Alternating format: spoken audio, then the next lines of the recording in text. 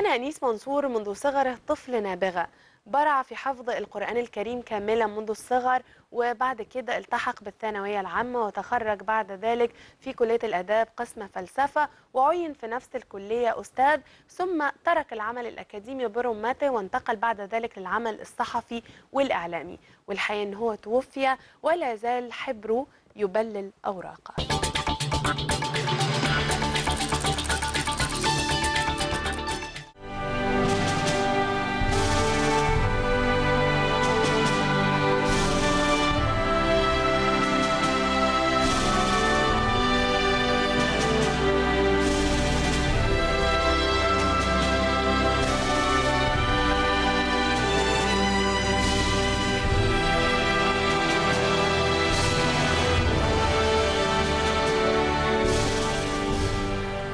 قل له الله يرحمك يا أنيس، كنت إنسانا عظيما عالما كبيرا فيلسوفا لا يشق له غبار، بصرف النظر عن كل فلسفته وأدبه وعلمه وإلى آخره، أما في الأول والأخير كان إنسانا عظيما جدا جدا. العالم فقد إنسان من الصعب تعويضه، إنسان وفيلسوف ورحالة وإنسان قبل كل شيء.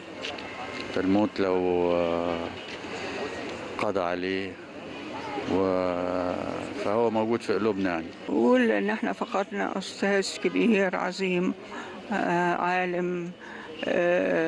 أرجو أن شباب هذا الجيل يراجع كتاباته ويراجع الأهرام من سنين طويلة، العمود بتاعه اللي بيتكتب كل يوم، ويراجع الكتب اللي كتبها، ولأنه اتكلم عن العالم كله وسافر العالم كله وكان بيتكلم ب5 لغات، والحقيقة كان بصمة من بصمات الثقافة والسياسة في مصر.